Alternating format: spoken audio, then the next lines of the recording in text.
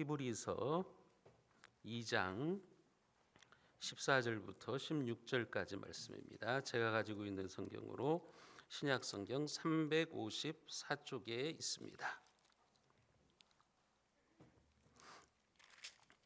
제가 봉독하겠습니다. 하나님의 말씀을 들으십시오. 자녀들은 혈과 육에 속하였음에 그도 또한 같은 모양으로 혈과 육을 함께 지니심은 죽음을 통하여 죽음의 세력을 잡은 자 곧 마귀를 멸하시며 또 죽기를 무서워함으로 한평생 매여 종노릇하는 모든 자들을 놓아주려 하심이니 이는 확실히 천사들을 붙들어 주려 하심이 아니요 오직 아브라함의 자손을 붙들어 주려 하심이라. 아멘. 옆에 분들한테 이렇게 인사하십니다. 부활의 소망이 충만하기를 축복합니다. 인사합니다. 부활의 소망이 충만하기를 축복합니다. 한때 한국교회 개혁을 외치던 아이콘이었던 김동호 목사님이라는 분이 계십니다. 그분이 이제 요즘 폐암과 전립선 암으로 투병 생활을 하고 계십니다. 그분이 요즘 자신의 투병 과정을 이제 유튜브나 페이스북에 올리시는데 며칠 전에 페이스북에 이런 글을 쓰셨어요. 죽음을 생각하며 사는 삶이 지혜롭다, 이런 제목의 글이었습니다. 하루하루 죽음을 기다리는 삶이 역설적으로 자신에게 지혜를 가져다 주었다, 인생의 지혜를 깨닫게 해주었다, 그런 고백입니다. 그 글에 보면 이런 글이 적혀져 있습니다.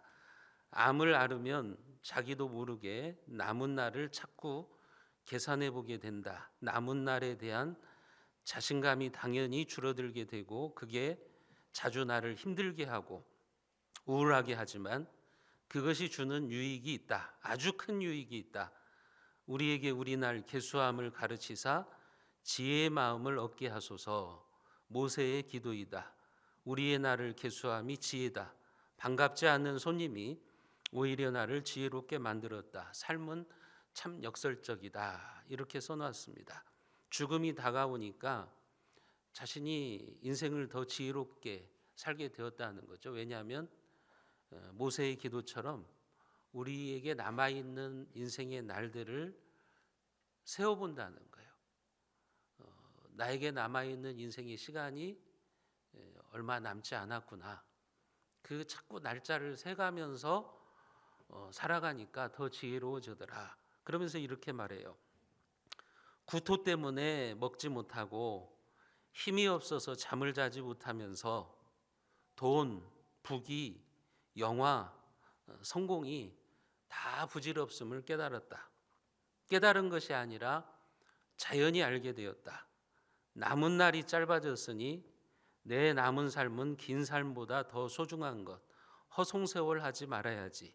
세월을 아껴서 하루를 천년처럼 살아봐야지.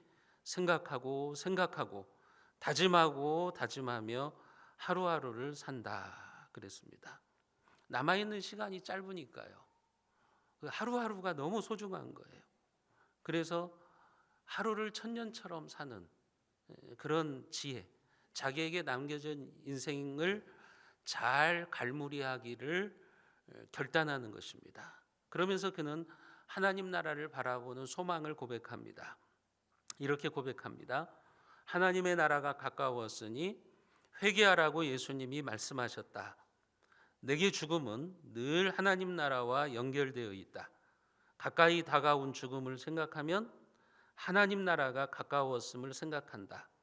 얼마 남았는지 알 수 없는 삶, 쓸데없이 욕심부리지 말고 화내지 말고 다투지 말고 짜증내지 말고 잘 정리하고 깨끗이 정돈하고 하나님께서 맡겨주신 숙제 끝까지 잘 감당하고 하나님 나라로 건너가야지 생각한다.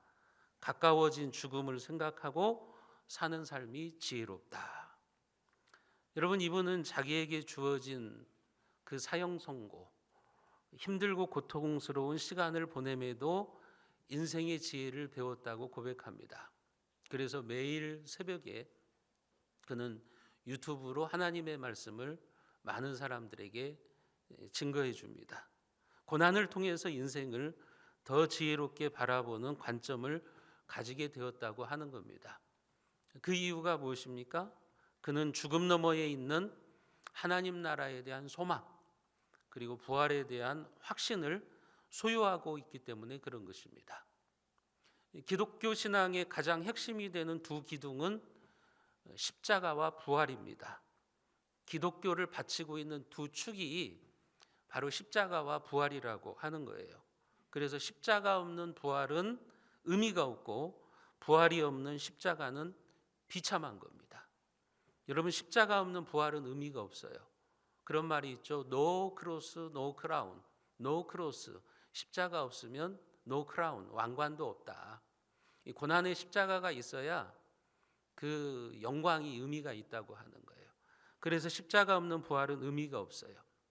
또 부활이 없는 십자가는 비참한 겁니다. 만약에 부활이 없다면, 예수님의 부활이 없었다고 한다면 예수님의 죽음은 인류의 죄를 대속하는 죽음이 아니라 그냥 사형수로 끝나버리는 거예요. 자기 죄로 죽어버린 죄인으로 끝나버리는 거예요. 그래서 부활이 없는 십자가는 비참합니다. 오늘 우리도 반드시 십자가 신앙과 부활 신앙을 가지고 있어야 됩니다. 두 개는 우리의 신앙을 바치고 있는 기둥과 같아요. 어떤 사람들은 그렇게 얘기해요. 나는 예수님의 십자가는 믿는데 부활은 못 믿겠다. 예수님이 십자가에서 죽으신 것은 내가 이해하겠는데 이 부활은 내가 이해가 안 된다. 믿지를 못하겠다. 그건 구원받는 믿음이 아닙니다, 여러분. 십자가만 믿어서는 우리가 구원받을 수 없어요. 우리는 십자가와 부활을 같이 믿는 거예요. 그리고 십자가와 부활은 기독교를 떠받치고 있는 두 개의 기둥이라고 여러분들이 아셔야 돼요. 십자가 신앙이 뭡니까? 예수님의 그 십자가가 나의 죄를 대속하기 위한 것임을 믿는 겁니다. 그래서 우리는 십자가 앞에서 자신이 죄인임을 깨닫는 겁니다. 십자가 앞에 서면 우리는 자신이 정말 죄인이구나, 하나님의 진노와 저주를 받아야 되는 죄인이구나, 그 사실을 깨닫고 우리의 영혼 깊은 곳에서 솟아나는 회개의 눈물을 흘리면서 주님 앞에 엎드리는 거예요. 그때 나의 옛사람이 십자가에서 못 박히게 되는 겁니다. 예수님이 나의 죄를 위해서 십자가에 못 박히신 것처럼 내 죄가 모두 십자가에 못 박히는 거예요. 그래서 나의 옛사람은 죽는 겁니다. 그러면 우리는 성령의 사람이 됩니다. 도덕적이고 윤리적인 삶을 살아가는 종교인이 아니라 성령의 사람으로 거듭나게 돼요. 십자가 없이, 십자가 신앙이 없이 교회를 다니면 그것은 신앙인이 아니라 종교인입니다. 여러분, 신앙인은 십자가 신앙을 믿는 거예요. 예수의 죽음이 나의 죽음이고 예수의 부활이 나의 부활인 것을 믿는 겁니다. 따라해 볼까요? 예수 죽음 내 죽음, 예수 부활 내 부활. 그것을 믿는 거예요. 여러분, 우리는 십자가 신앙에만 머물지 않고 부활의 신앙에까지 가야 됩니다. 십자가에서 옛사람이 죽고 이제 새 사람이 살아나는 거예요. 그게 바로 부활 신앙입니다. 그렇게 되면 세상의 기쁨과는 비교도 되지 않는 하늘의 기쁨으로 우리의 심령이 가득 차게 돼요. 그 부활의 신앙이 내 마음속에 있으면 우리의 축 처진 어깨에 힘이 생기게 되는 것이고 빛을 잃어버렸던 눈동자가 반짝반짝 빛나게 돼요. 부활의 신앙이 우리에게 그런 삶을 가능하게 만들어주는 거죠. 이제부터는 내가 사는 게 아니에요. 내 안에 살아계신 그리스도의 능력, 부활하신 그리스도의 능력으로 내가 살아가기 때문에 그런 겁니다. 여러분, 그러면 부활 신앙은 우리의 믿음 생활에 어떤 의미가 있습니까? 오늘 말씀에 보면 예수님이 이 땅에 오셔서 십자가에서 죽으시고 부활하신 이유, 그 이유 중에 하나를 우리들에게 가르쳐 주십니다. 부활은 죽음을 이기는 승리를 우리에게 가져다 준다고 하는 겁니다. 오늘 히브리서 2장 15절 말씀 우리가 같이 한번 읽어보겠습니다. 15절입니다. 또 죽기를 무서워함으로 한평생 매여 종노릇하는 모든 자들을 놓아주려 하심이니. 인간은요, 죽음을 무서워해요. 그래서 평생 죽음 앞에서 종노릇합니다. 지금 그 얘기를 하고 있는 거죠. 한평생 매여서 종노릇하는 모든 자를, 죽음의 종노릇하는 모든 자들을 해방시켜 주시려고, 우리를 자유케 하시려고 주님께서 부활하셨다고 하는 겁니다. 다시 말해서 죽음의 공포에서 우리를 해방시켜 주시기 위해서 주님이 부활하셨다고 하는 겁니다. 그렇기 때문에 죽음이 두려우면 여러분 부활을 믿어야 돼요. 부활의 주님을 여러분들이 만나셔야 되는 겁니다. 그런 사람은 평안한 마음으로 담대하게 살아갈 수 있어요. 왜 그래요? 예수님의 부활은 그분이 죽음의 권세를 이기시고 승리하셨음을 보여주기 때문에 그래요. 부활의 주님을 만난 사람은 여러분 죽음의 공포에서 해방되는 거예요. 하지만 그렇지 못한 자들은 죽음의 공포 속에서 평생을 살아가야 됩니다. 죽음은 인간이 맞닥뜨리는 최악의 사건입니다. 죽음은 대통령도 피해갈 수 없어요. 죽음은 재벌도 피해갈 수가 없어요. 슈퍼스타도 피해갈 수가 없어요. 아무리 대단한 사람이라고 할지라도 일단 죽으면 한 평도 안 되는 관 속에 들어갈 수밖에 없습니다. 우리가 잘 알고 있는 마게도니아의 알렉산더 대왕은 정말 훌륭한 인물이죠. 그는 그리스와 페르시아와 인도에 이르는 대제국을 건설한 사람이에요. 그의 영토는 정말 어디서 어디까지가 끝인지 모를 정도로 여러분 그 많은 땅을 소유한 사람이에요. 그리고 그는 그리스 문화와 오리엔트 문화를 융합시킨 인류 역사에 뛰어난 업적을 남긴 사람이에요. 한 번은 알렉산더가 이 부하들과 씨름을 하다가 땅에 넘어졌어요. 그런데 갑자기 알렉산더 대왕이 통곡을 하기 시작합니다. 통곡을 하는 알렉산더 대왕의 모습을 보면서 그 부하가 민망해서 사죄를 했어요. 아, 임금이 나한테 씨름을 져가지고 지금 저렇게 통곡하고 있구나, 그런 줄 알고 부하가 사죄를 하니까 알렉산더가 이런 말을 합니다. 내가 너에게 져서 우는 줄 아느냐?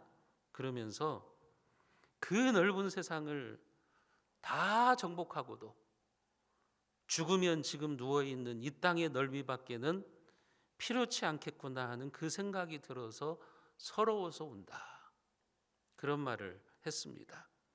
알렉산더는 자신이 넘어져서 땅에 누웠을 때 무엇이 보였냐면 자신이 죽어서 땅에 묻히는 형상이 떠오른 거예요. 죽음의 순간이 그의 눈앞에 보였던 거예요. 지금 한번 생각해 보세요. 지금 여러분들이 죽어가지고 관 속에 뉘어져서 여러분들이 땅 속에 묻힌다는 상상을 한번 해보십시오. 지금 내 삶이 그렇게 된다고 한번 여러분 생각해 보세요. 얼마나 두렵고 고통스럽겠습니까? 알렉산더 대왕이 씨름을 하다가 땅에 넘어져서 그 형상을 본 거예요. 이런 대단한 제국을 이루었던 나도, 정말 측량할 수 없는 땅을 가지고 있는 나도 결국은 이렇게 되는구나. 한 평도 못 되는 땅을 소유하는 그런 존재가 되는구나. 그것을 깨달은 거죠. 죽음의 순간이 그의 눈앞에 펼쳐졌던 거예요. 그래서 그는 통곡하면서 눈물을 흘렸던 겁니다.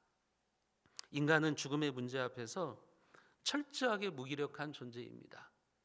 죽음은 돌이킬 수 없는 거예요. 시험에 떨어지면 다시 다음에 열심히 공부해서 시험 보면 돼요. 사업이 망해도 다시 시작하면 돼요. 하지만 죽음은 돌이킬 수 없어요. 여러분들이 죽음의 순간에 맞닥뜨리면 여러분들의 인생을 다시 살 수 없다고요. 아, 내가 좀 더 열심히 신앙생활 할 거, 그렇게 할 수 없다고요. 내가 좀 더 사랑하면서 살아갈 걸. 그렇게 할 수 없다고요. 죽음은 돌이킬 수 없는 거예요. 사망 앞에서는 아무런 힘을 우리가 발휘할 수 없어요. 이 세상에 그 어떤 인간도 이 죽음을 이길 수 있는 존재는 없습니다. 그러나 예수님은 죽음을 이기셨습니다. 인간을 가장 두렵게 하는 죽음이 부활하신 주님 앞에서는 완전히 힘을 잃어버린 겁니다. 그래서 바울은 말합니다. 사망아, 너의 승리가 어디 있느냐? 사망아, 내가 쏘는 것이 어디 있느냐? 그렇게 외치는 거예요. 바울도 부활하신 주님을 만나고 그 부활의 신앙을 가지고 있었기 때문에 사망아, 너는 절대 승리할 수 없다. 그렇게 외치고 있는 거죠. 사랑하는 성도 여러분, 여러분들이 부활을 믿는다면, 여러분들이 부활의 신앙을 가지고 있다면 이렇게 선포할 수 있어야 돼요. 사망아, 너의 승리가 어디 있느냐? 사망아, 너는 나를 이길 수 없다. 그렇게 외칠 수 있어야 되는 겁니다. 우리는 세상 사람들처럼 죽음을 두려워하면서 전전긍긍하지 않아도 됩니다. 만약에 지금 여러분들이 관 속에 들어가서 땅 속에 묻히는 여러분들의 삶을 생각하면서 죽음이 두렵고 전전긍긍한다고 한다면 아직 부활의 신앙에 이르지 못하신 거죠. 여러분, 세상 사람들처럼 우리가 죽음의 공포에서 우리를 해방시키시기 위해서 주님이 부활하셨다고 하는 겁니다. 여러분들은 죽음의 승리자이시고 부활의 능력자들이신 것을 믿으시기를 바랍니다. 부활은 죽음의 세력인 사탄을 그래서 멸망시킨 사건입니다. 오늘 히브리서 2장 14절 말씀 우리가 같이 한번 읽어봅니다. 자녀들은 혈과 육에 속하였음에 그도 또한 같은 모양으로 혈과 육을 함께 지니심은 죽음을 통하여 죽음의 세력을 잡은 자 곧 마귀를 멸하시며. 여러분, 자녀들은 혈과 육에 속했다는 거예요. 이게 무슨 말이냐면 우리가 지금 육체를 가지고 있다는 거예요. 그런데 예수님도 같은 모양으로 혈과 육을 함께 지니셨다는 거죠. 예수님도 우리처럼 육체를 입고 이 땅에서 사셨다는 거예요. 그 이유가 뭐냐? 죽음을 통해서, 예수님의 죽음을 통해서 죽음의 세력을 잡은 자 마귀를 멸망시키시기 위해서 그러셨다는 거죠. 예수님의 부활은요, 여러분, 죽음의 세력인 마귀를 진멸시키는 사건입니다. 예수님은 부활을 통해서 사탄의 권세를 깨트리신 거예요. 사탄은 인간을 타락시켜서 인간을 죄로 이끌어가면서 우리를 죽음으로 몰아갑니다. 에덴 동산에서부터 그랬어요. 인간을 하나님으로부터 멀어지게 하고 우리로 하여금 죄를 짓게 만들어서 하나님과 우리 사이를 이간질합니다. 그래서 인간이 에덴 동산에서 쫓겨난 거잖아요. 죄 때문에 쫓겨난 거잖아요. 인간은 그래서 낙원을 잃어버렸어요. 에덴 동산을 잃어버렸어요.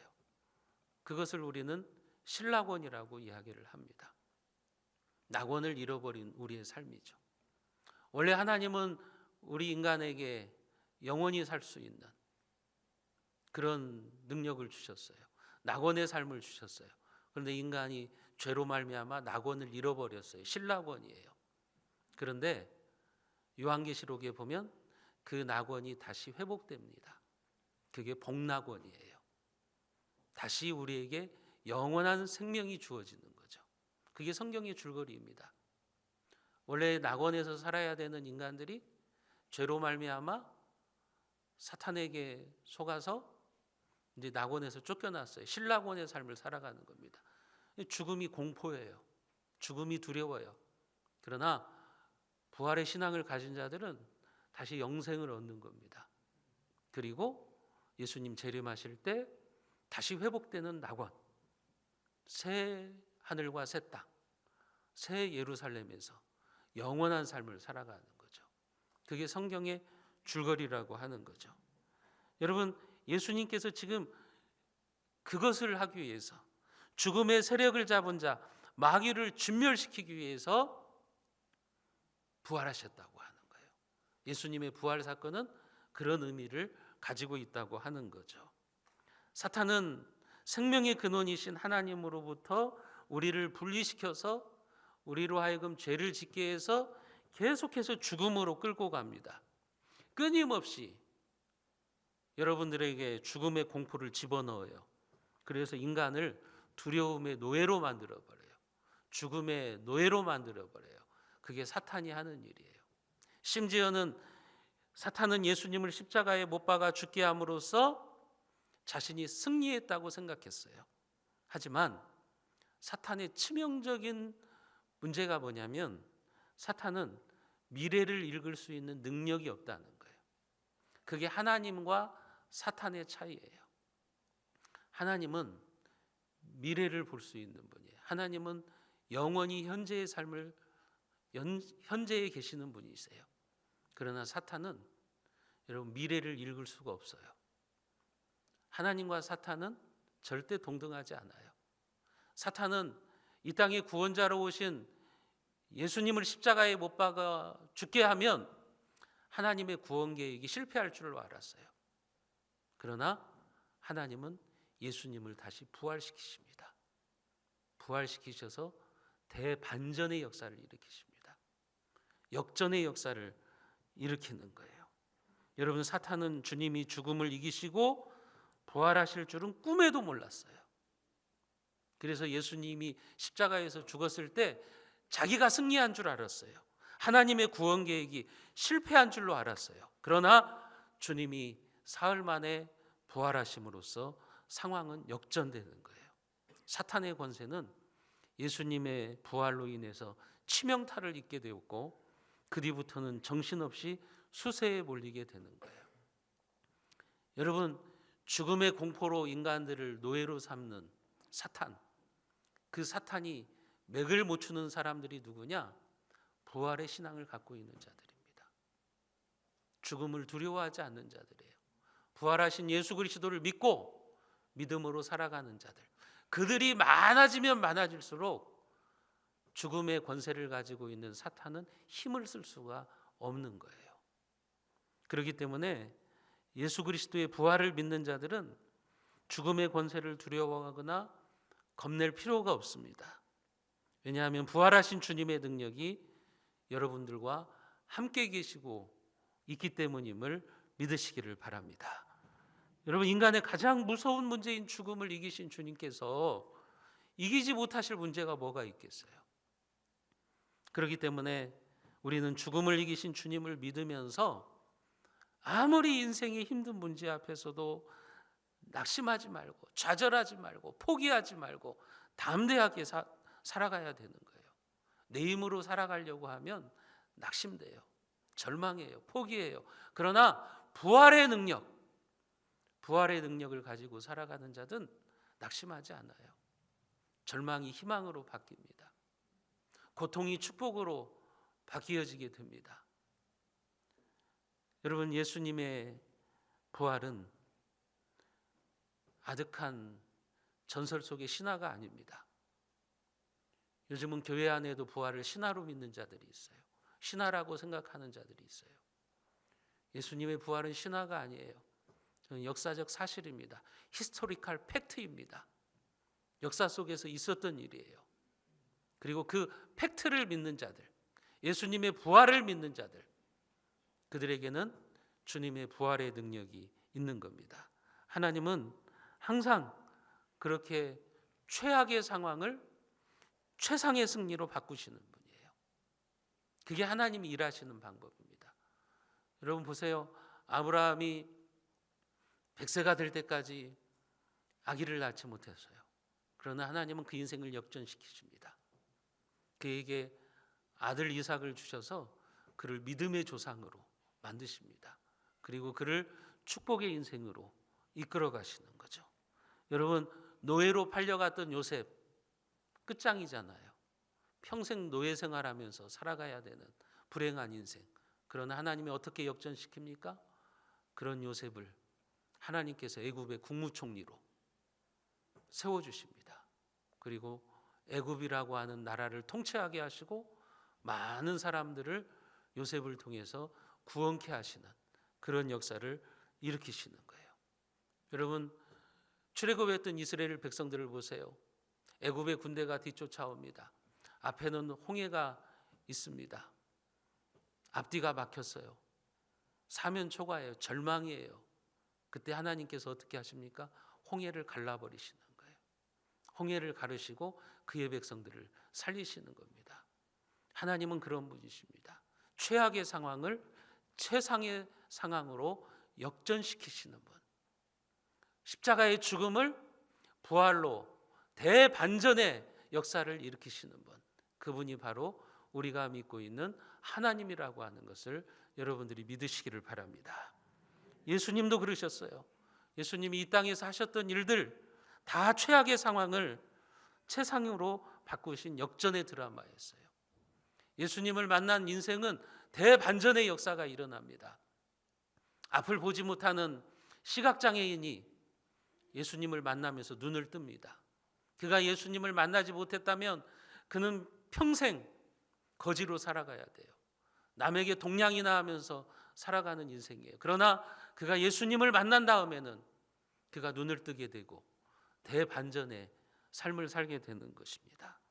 여러분, 예수님을 만났더니 안진뱅이가 일어나서 펄쩍펄쩍 뛰는 반전의 역사도 일어나는 것입니다.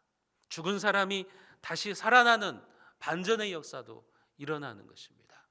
그게 바로 부활의 주님이 가져오는 역전극이라고 하는 것입니다. 여러분들의 인생도 마찬가지예요. 예수님을 만나는 그 순간부터 패배에서 승리로 우리 인생이 바뀌어지게 되는 겁니다. 역전의 인생이 시작되는 것입니다. 사랑하는 성도 여러분, 지금 여러분들에게 힘든 것이 무엇입니까? 여러분들을 좌절케 하고 여러분들을 포기하게 만들고 여러분들을 낙심케 하는 일이 무엇이에요? 죽음을 이기신 주님의 능력이 여러분들의 문제들도 다 해결하고 풀어주시는 분이심을 믿으시기를 바랍니다. 부활의 주님 앞에 나가서 여러분 기도하시기를 바랍니다. 그래서 죽음의 승리자이신 예수님의 부활 능력을 통해서 여러분들의 삶에도 대반전의 역사, 대역전의 역사가 나타나시기를 주님의 이름으로 축원드립니다.